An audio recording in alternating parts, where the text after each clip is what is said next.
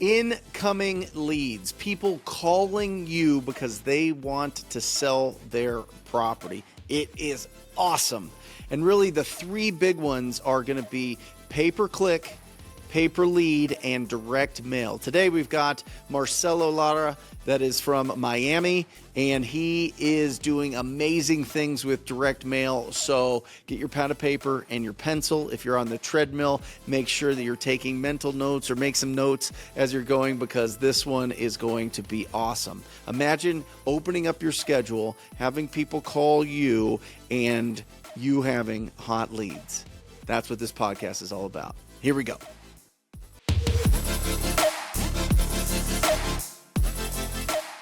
Welcome back to the Wholesaling Inc. podcast. Marcelo Lara, how are you? How's it going, Brent? Great to see you.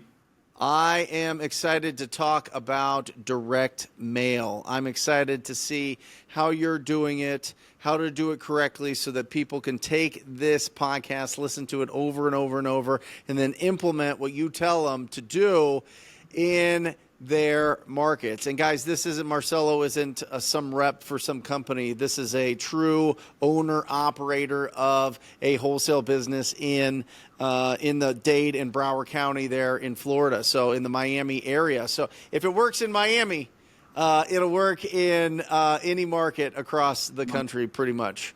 Except for maybe Manhattan, but we don't have too many wholesalers there. So, talk to me. How did you start doing direct mail? So when we last did our, and by the way, thank you for having me again, Brent. It's a pleasure as always. When we last did the podcast, I was just doing cold calling, and I struggled for a couple of years, Brent. I mean, 2 years in of really working hard. I mean, obviously you could always work harder. I had only done 6 deals. So, and my average deal size was pretty poor for a big county like in a big city like Miami, where there's large spreads and high property values. So I just trying different things. I said, okay, I'm doing cold calling. Then I went into texting after you recommended launch control. I got a deal with launch control. Then I stopped using it, and I said, let me try mail. I actually send out 3 months of mail, very small campaign, only 3,300 postcards per month, and I got 0 deals, very small amount of leads, and spent $7,000. And I said, I'm done with mail. This doesn't work. Like, what a waste of money. Yep. And then it by chance I had about 500 postcards left for my initial purchase. That was 10,000 postcards. Yep. So the mailing house contacted me. This was like a couple months after I did the 3 months in a row. This is at the end of 2022, right after our podcast. And they're like, hey, you have some postcards left. You want to give us a new list? So I gave them a very small niche list. And from there, 500 postcards, I got my first deal. And it was the worst property I've ever seen. And it was like a liens was the list. It had a lot of liens. This was a reverse mortgage short sale. I had to get my buddy to help me. Like, I was kind of lost. And finally, when it closed, we locked it up. We did the short sale, very fast short sale. It took about a month. And we assigned it. It was a $47,500 assignment fee, which I didn't get to keep because I went 50-50 with my buddy that really helped me out. He brought the buyer. He navigated the short sale. And at that moment, I'm like, all right, this mail thing is amazing. I spent $7,000 and it brought $47,500. That's more, almost 7 to 1 on the return on your investment. So at that point, I just started doing mail and, little by little getting more deals. I haven't done a crazy amount of deals, but the return on investment has been nice. Awesome. So what kind of mail are you sending? Are you sending letters? Are you sending postcards? Are you sending like the handwritten, the machines that write the handwritten ones? Like, what works best for you? And do you do like split testing for it? You know what I mean? So I should do split testing, but I've just tried one type of mail. Postcards, Google Street View. I haven't changed the design. And I've closed 3 deals. And then I have a 4th one now in escrow. And when this fourth one closes, the return on investment is 5 to 1. So I should probably split test, try other things to see. But the return on investment so far has been so nice that I've just kind of just stuck with what's working. Yeah. I know a lot of people, they send out the fake checks that look real, and that works well. You have the letters, you have the handwritten like ballpoint marketing in some of these companies. I haven't tried anything else. I just kind of been doing what's been working.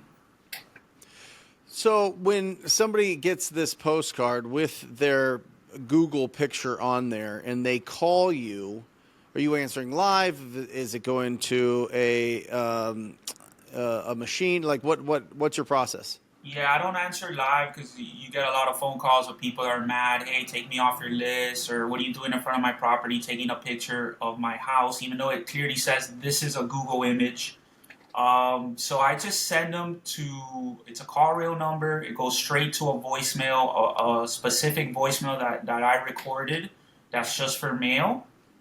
And then I kind of weeds out who's a lead and who's not. I hear these voicemails. If it's, hey, take me off your list, obviously I don't call them back. But if they sound, anybody that leaves a voicemail takes the time, I call them back.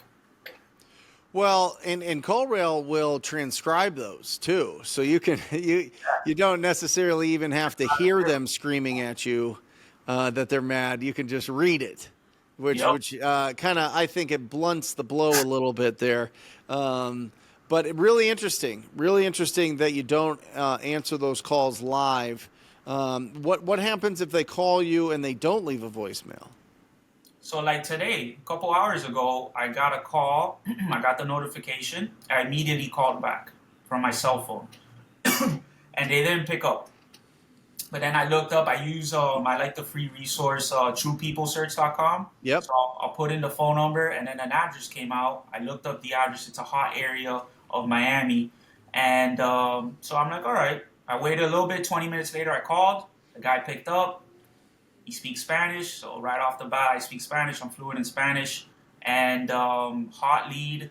They seem ready to go. I'm gonna go see it tomorrow. So that's kind of how listen. Anybody that calls and they don't leave a voicemail, I'm calling them back. Right. The only people I don't call back is if they say, "Hey, take me off your list. We're not interested in selling." Got it. And so when you call them back, is it the same number that they called you on? No, Different number. Yeah, it's a different number. I have a call reel number to track the KPIs for mail, and then I'm just calling them back from my cell phone, my actual cell phone. Yeah. Yeah. Something that's really interesting, and this is just for the whole audience, and maybe you already know this, Marcelo, but Verizon and T-Mobile now are blocking calls. You have to call 3 times for it to ring 1 time. So if you're getting a lead in on a number that they didn't call and you call them back, if they don't answer, you gotta triple tap them. You gotta call, and almost we call it the stalker method. I mean, it's kind of a crude name for it, but it lets you know kind of how aggressive you have to be with these lead follow up. Efforts for sure. Yeah, And so yeah. that's for everybody out there. And I've heard Apple now has it to where you have to call twice if it's a number that they don't know. And if they have certain filters on their phone before it'll ring. So something really, really, really interesting for everybody that if you're going to be calling from a day, and that's why I asked about that, because if they called you on that number and then you called them back on the same number, it probably would ring the first time. I don't know. But if you call back on a different number, call back 3 times to try to get a hold of them if you can. Oh, that's interesting. Yeah, that's a good tip. I didn't know that. Because we were looking at, even with pay-per-click, Marcelo, we were having people that would put in their phone number. We would get the lead. We call them, no answer. Call them, no answer. Call them third time, and they would pick up. And they weren't like, why you blowing up my phone? And we were like, what is happening here? So something really interesting, a real big shift in our industry, real big shift in any kind of lead follow-up efforts. Yeah. Yeah, Anyway. and these phone providers are really trying to protect their clientele and make it more difficult for people who are doing lead outreach to reach these people. So you have, like you said, all these built-in filters now on certain phones and certain providers. So, you know, you kind of have to work around that the best way you can, and it's a bit of a challenge. So that's kind of why I got away from cold calling because these companies you have to constantly change the phone numbers, and if you're not on top of it, you're gonna get very small amount of leads, I think. Well, listen, if you have the time, if you have the schedule to be able to call right back if somebody missed a call, or if they leave a voicemail, or answer these calls live, and it's really interesting because in my head, Marcel, I'm like, why isn't he answering them live? You'd get so many more deals. But it could be different with direct mail than it is for the other inbounds, like a pay per click or a somebody calling off your website or somebody calling off of a bandit sign or something else like that. Because in my experience, when it came to mail, we would send out a bunch of mail and it would all kind of hit at the same time, and there'd be like 2 days where it was like the phone's ringing off the hook. I mean, it's going absolutely bananas. There's no way we're going to be able to answer it without having it round robin it to 4 or 5 different people, right? And so, and then you just have more staff, and then there's more costs, and things just, and less talent, and all of a sudden things get a little wiggly there. So, yeah, that's really interesting. I'm going to have to test out direct mail, No, having and it you're go. probably right. I probably am missing out on deals, but since I mentioned to you earlier, I was sending out 5,000 postcards. So the response rate that you get in a big market like Miami, it's terrible. Like I'll send out 5,000 postcards, I'll get 10 phone calls maybe, and out of those 10, maybe 3 are leads, and maybe one of those is a deal, right? So I'm It's able awesome. to, yeah, I'm able to by myself handle the calls. I'm sure I've lost deals not live answering, so that's something a lot of people tell me. Yeah. But I'm open to maybe some of these live answering companies trying them out, especially as I scale now. I'm going to double the amount of postcards. Yeah, I mean, if you look at it, if you're getting 10 calls off of 5,000 postcards, you're talking about a percent of a percent. I mean, you're talking like, it's not like you're getting a 1% response rate. You're getting like a quarter of 1% response Yeah, rate, yeah, or which a is very low. 20% of 1%. So something for everybody to really understand. And you were saying the cost per, so you have 5,000 postcards. The cost for the postcard is So all in, it's like 61 cents a postcard. 61 cents. Okay. So that puts you you're spending a few grand a month. Yep, and then now I'm gonna double it. But before spending that couple thousand a month, was bringing about a deal a month, give or take. Awesome. Yeah. Well, listen, what's your average deal size?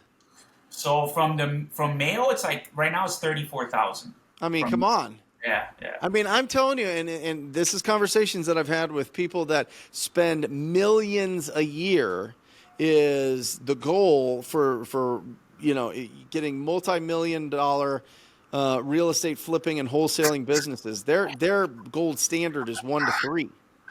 wow, 1 to 3, yeah, right? And yeah. so when you're getting a 1 to 5 consistently, that's nice. That's Yeah, real nice. it's a nice return on investment. And to be honest with you, I feel like I could get it higher just because, like I mentioned, I'm a one man show. So becoming more efficient, getting better with the SOPs, and having just a streamlined um, like protocol of how to do things from beginning of the lead to closing. And I've lost a couple deals where I went to see them and maybe I offered a little bit too low, stuff like that. But I'm not complaining about 5 to 1 return at all. Well, I'm just curious if you did answer those 10 calls that come in live, if even if they want to be mad at you and take me off your list and that whole thing, if you could do, the classic, what we do in cold calling, well, completely understand. I'm going to remove it. Do you have any other properties? Maybe a piece of land, maybe a property that needs significant investment. That's really what I'm looking for is a real good project to do here in town. Anything like that? No.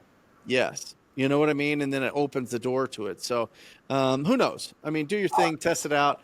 And then I would be curious to go, okay, if I'm sending out 2,000 postcards with the Google, or 5,000 with the Google, and 1,000 with that are handwritten, and 1,000 that are, a letter or an offer or something like that. Am I getting a higher response? Are they better leads? Am I making more, as you're expanding? But I love it. I mean, 5,000 postcards, 30K plus average. I mean, that's a no brainer all day.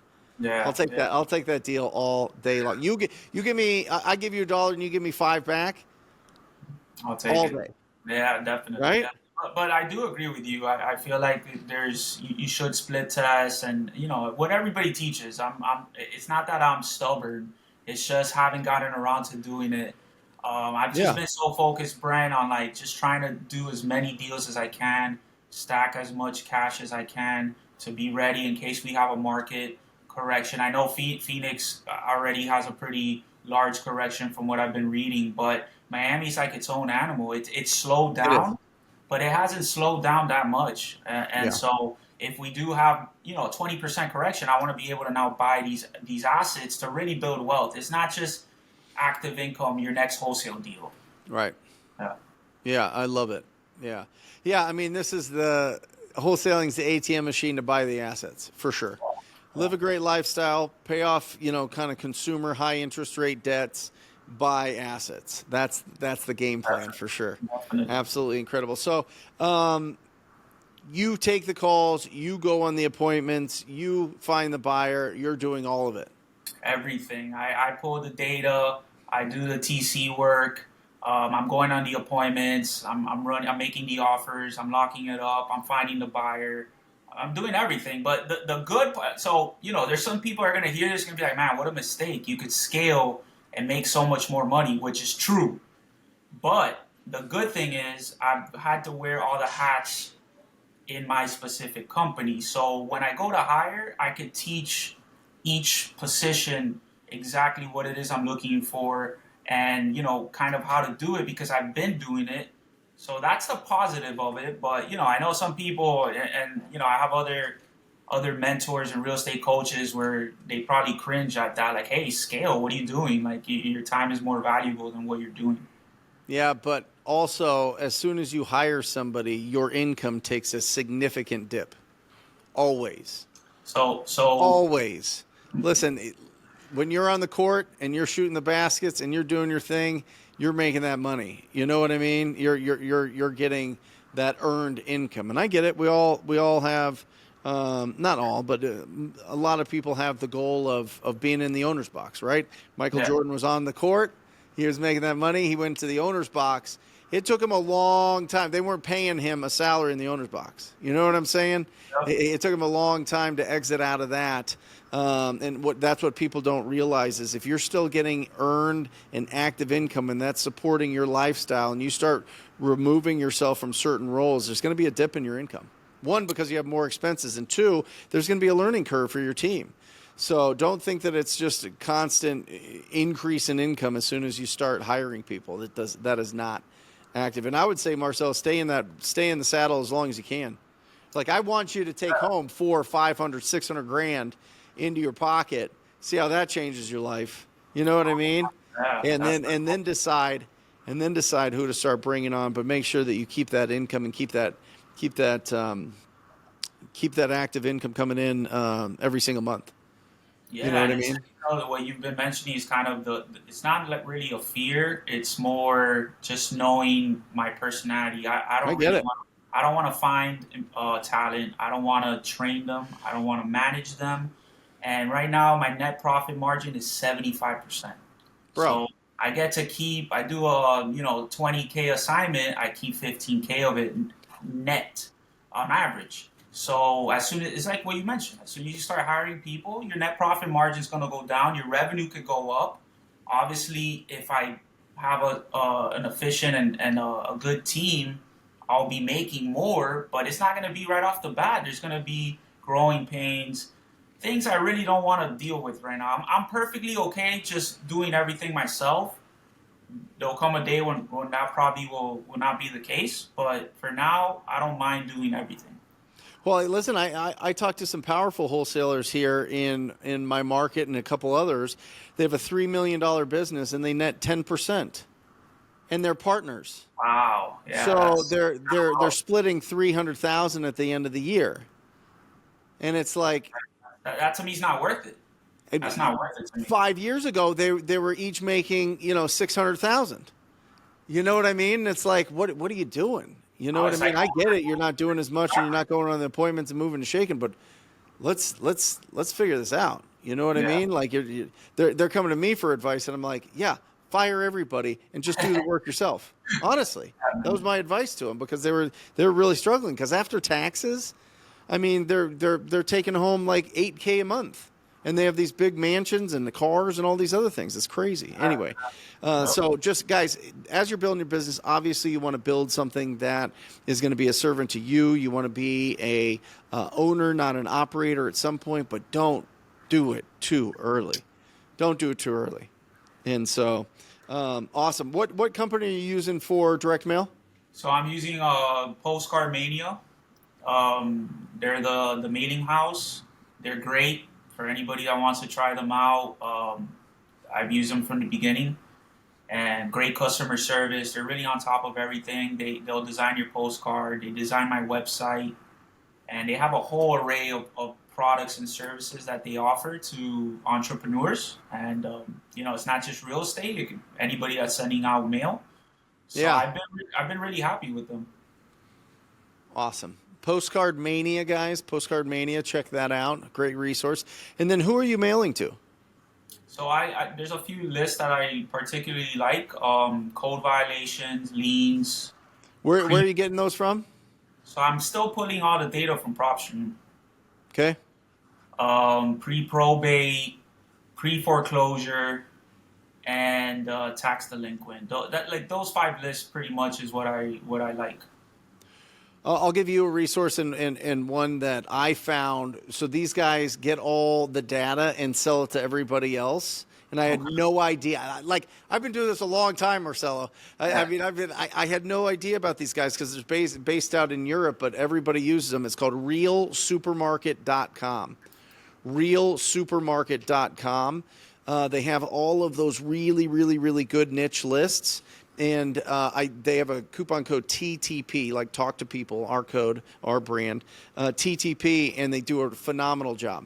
I mean, a really phenomenal job. People are really, really happy with that. The other one, Marcelo, that I would highly suggest to you as you're expanding, US Leads List. I've heard about them. U.S. Leads List. Micah Nichols in the Rhino Tribe. Tell them that you're part of the tribe. A lot of places are sold out, but you'll get you might have to get on the waiting list, or they might just get you in. You know what I mean? All Wink, right, all wink. right. Awesome. But it's a phenomenal pre-probate to where they go through the obituaries, get the information before it goes to the courts, and you catch deal. I'm telling you, people are going bananas in our support calls in the Rhino Tribe. They're just like, this is shooting fish in a barrel. Yeah, If awesome. you understand the inheritance and probate process, which Uh, is pretty easy to figure out. But those ones are two really good yeah, resources I'm that gonna I check think them that out. I'm you gonna should check test them out. out. Yeah, Appreciate it. it's really good. And then any driving for dollars? Any of that? So I actually was taught. So I do some driving for dollars, not intentionally, but when I'm driving around, I see a property that looks, abandoned. I use deal machine still since the beginning when I started with TTP. Yep. So I'll save them. I do a really poor job with driving for dollars. But last week I was talking to my buddy here in Miami, and we got on a Zoom. He showed me his five biggest deals. The average assignment was like 80,000, Yep. and they were all driving for dollars. Awesome. He started giving me a bunch of pointers of his system, and it just kind of opened my eyes of like, wow, like those are the really juicy big deals. It's driving for dollars, it seems, in a lot of these markets. Yep. Yep. Love it. So let's break down a deal. Let's do it. We've been talking over 20 minutes. We haven't even rang the victory bell yet. I mean, I could have with the first one that you were talking about that you made 47.5, but let's talk about another one and walk us through the whole thing. Yeah, so last year it was a direct mail campaign. So typically I'll do 3 months, and then I'll switch up the list completely. So I'll hit them at least three times. The lead came in November. It came in on a Friday afternoon. Right off not now that I've done almost 30 deals, you know when someone sounds very motivated. So immediately we started talking numbers, and I told the guy, "Are you available tomorrow, Yeah. Saturday?" I said, "If I drive over there, are you ready to sign if we meet on a number?" He said yes. I called him the next day. He wasn't available, but he was available Sunday. So lead came in Friday. That Sunday, I drove over. He lived right next door. It was a rental property, And his motivation was his tenants had just trashed the place and left. And this is an elderly guy. He's like, look, I don't have the energy to fix up the property. It Right. wasn't that bad, to be honest with you. It was gonna take some money, but it wasn't terrible condition.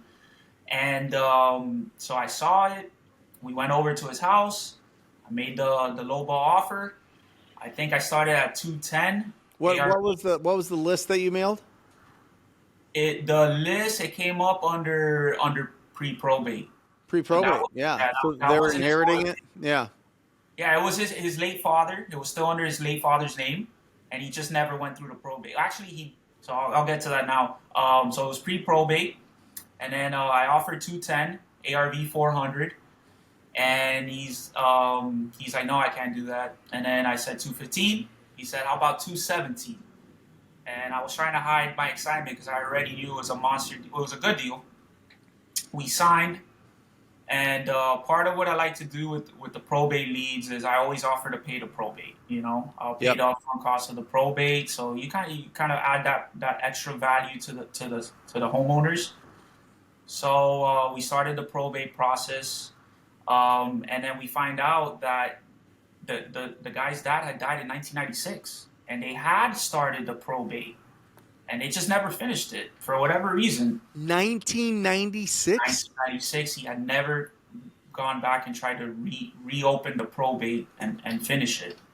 So it was a bit challenging, Brent. I bet. 8 heirs, two of them in Miami, the rest some in Arizona, and some in California. Very old school people. They don't use email. So it dragged on. We started the probate process. It dragged on because we had to get a bunch of stuff signed, and we had to do it old school by physical mail. There was no scanning documents, no DocuSign, nothing. A lot of the stuff had to get notarized. So it dragged on. As soon as we started the probate, I immediately, I contacted my VIP buyers, and the guy, one of them, in 10 minutes, he bought it sight unseen. And we agreed on 262. So, and then, got that locked up. He sent in the deposit. So I knew the assignment fee was $45K. Yeah. But the probate, this was in December, and it ended up closing last Friday because of the probate process. So it was just dragging on, getting it to the finish line. So after paying off the probate attorney, the assignment fee was a little bit over $42,000. 42,000. Come on. Yes. Let's go. I love it. All thanks to you, Brent. Yeah, right. That's all. That's all thanks to you. You did all the hard work there. That's incredible. How does that? What'd you get? Did you get a cashier's check or did you get it wired into your account? Wire transfer. How'd that feel? It felt amazing, man. Did you look at it on your phone or computer? It was on my phone. It was on my phone, and I Yes. think you're the first person. I took a screenshot, and you're the first person I Yeah. texted. Just because, man, it's been a long journey, Brent. I struggled Yep. for a couple of years. I really did, and I just stayed confident in wholesaling and real estate, and we talked about this in the last podcast. Really making a difference with these homeowners because Yep. you really add a lot of value. And finally, 3 years in, I'm starting to see the fruits of my labor. Deal size is going up, return on investment's going up. And I give you a lot of credit because you motivated me from me in my house, just watching YouTube, man, watching your videos. That was the impetus for me to say, hey, you know what, this wholesaling thing, I'm going to give it a try. Yep. And I'm eternally grateful to you and what you do. And obviously I put in the work, but it finally, you see the 42K, and then it's like, I know I could double that. I know I Yeah. could hit a 100K deal. Yeah. And I'll say this real quick. Fellow TTP student Rodolfo Gomez. I know Yep. you met him when you came to Miami. Oh yeah. So it's early. He just locked up a deal yesterday. He was nice enough to get me involved, so we're gonna partner up because it's a messy deal. So I'm gonna help him sell it, and fire damage, liens. I'm gonna help him with that. It's gonna be a 6-figure deal. Let's go. I love it. Yeah, Listen, fellow TTP people need to understand this. Like it's one, yes, it's solving the problem of the property owner that owns it. That's part of it. The other part is providing an opportunity for an investor to either add this to their portfolio for long-term wealth or to flip it for profit. To live off of, to build their business off of. But none of that happens without us. People hear about 42,000 or 100,000 and 150,000 or 20,000 or whatever it is. That's the amount of value we provide the marketplace. Absolutely. It's literally a scale. You can own it, and it balances out every single time. Value provided equals income earned. That's it. That is exactly what it is. So you want to have a six-figure a day? You want that to be wired into your account? Provide 6 figures worth of value. That's it. I mean, that is literally the breakdown. Because people, it blows their mind, Marcel. It's like, oh my gosh, how did you make that much? Or, well, that seems like it's too much to make, and sometimes you get nervous. That is the value the marketplace told us we can make. That's it. If it wasn't out there, we wouldn't make it. We can't just manufacture it. It's literally, that is the law. That is what's happening there, and I love it. And we take advantage of it all the time. And when we get these big checks, I'm telling you, Marcelo, the team goes bananas because they know how much effort and work and expertise and skills went behind that. It's awesome. Congratulations. It's very hard. There's a big learning curve. It's simple to understand how this works. It's real. And a lot of people, unfortunately, they think it's maybe it's a scam, or you're. I love when people say, "Oh, congratulations, you robbed somebody's equity," and it's like, okay, who's gonna go in there and solve all the shitty problems that the property has? Realtors aren't gonna do it. Who's gonna do it? These investors, cash buyers, they don't want to do it. Equity's made up. It's an imaginary number in the mind of nobody. I mean, truly, a buyer determines the value. If buyers determine the value, so sellers don't determine value or equity. Market doesn't determine value or equity. Real estate agents don't determine value or equity. It's a made-up fantasy. Yeah. This is the amount that we can offer you, and I found somebody to match this up, and they're willing to pay me this much. That's it. No, people will trade price for speed and convenience, and that's the problem that we solve. No, and the fee that we make as wholesalers is based on the issues that you're solving. So the crazier the situation is, the higher the fee's going to be. And a lot of people, if they're not in real estate, they're not going to understand that. But what we do is a service to the marketplace and to society. That's it. If it wasn't for wholesalers, you see a lot more vacant properties sitting. I mean, you know how many neighbors have come up to me when I go see properties, and they're like, "Hey, are you gonna buy this house? Because I'm tired of looking at how ugly it is." Who's gonna? If it's not for us, who's gonna do it?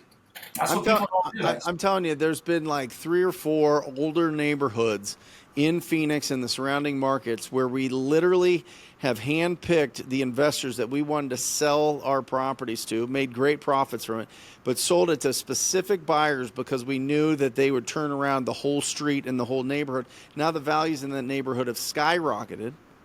And that causes another concern for people that are like, "Oh, my property taxes are going up too much." It's like it's not going to be the same property taxes that you had in 1982. I'm sorry. Yeah, exactly. You know what I mean? So it's awesome. I love this business. I love that you're doing amazing things. Stay in those roles as long as you can. Keep all that money, and then and buy some great opportunities for yourself. Absolutely awesome. Marcel, how can people get a hold of you? Yeah, the best way, Instagram, my name, Marcelo2988, Marcelo 2988. Anybody that wants to reach out, I'm always answering to every single person. Just, I give me a few hours. Sometimes I'm a little busy. Anybody that has any questions or wants to JV in my market or anything, feel free to reach out. I'm also on Facebook. My name, Marcelo Lara. And, I'm happy to answer any questions and maybe even partner up, do some deals. Awesome. Marcelo, you're incredible. Great to have you back on here. Keep that momentum and keep that money. Brent, I appreciate you as always. Thank you so much. Anybody that's listening, man, you have a great coach here, a great mentor, and because of him, I'm where I'm at because he inspired me. He's the real deal, as I said on the last podcast, and my opinion hasn't changed, man. I appreciate you, Brent. Thank you, Marcelo. And if you are interested in joining the most proactive group in real estate investing, it is the Rhino Tribe. Go to wholesalinginc.com and schedule a call with us. On that call, we're going to be talking about 4 things. And this is absolutely critical because it is custom plan. A custom plan has to be built for your situation based on the amount that you have to spend for marketing, your experience level, your market, and your schedule. All of those things matter. It is not a one-size-fits-all. Go to wholesalinginc.com, schedule a call today. And that is it. That is the end of our podcast interview. I love you guys. Thank you for joining and participating. And as always, I encourage you to go out there and talk to people. Till next time. Love you guys. See ya.